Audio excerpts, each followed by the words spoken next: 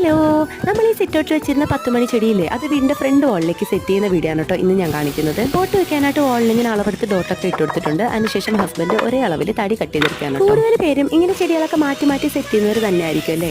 അതുപോലെ തന്നെയാണ് കേട്ടോ ഞാനും. അങ്ങനെ നമ്മൾ ഡോട്ട് ഇട്ടെടുത്ത ഓരോ സ്ഥലത്തും ഡ്രില്ല് മെഷീൻ കൊണ്ട് ഹോളിട്ട് കൊടുക്കുകയാണ്. അതിനുശേഷം ഓരോ തടി കഷ്ണങ്ങളും ബ്ലേഡ് കൊണ്ട് തേച്ചെടുത്ത ശേഷം അതിലേക്ക് നല്ലൊരു ഗ്ലേസിങ്ങിന് വേണ്ടി നമുക്ക് വാർണിഷ് അടിച്ചു കൊടുക്കാമേ. എന്നിട്ട് നല്ലതുപോലെ വെയിലത്ത് വെച്ച് ഉണക്കിയെടുക്കാം കേട്ടോ. ഇനി ചെടികളൊക്കെ സെറ്റ് ചെയ്യുന്ന മുമ്പ് തന്നെ നമുക്ക് ആ വാളിലേക്ക് നല്ലൊരു പെയിന്റ് കൊടുക്കാം.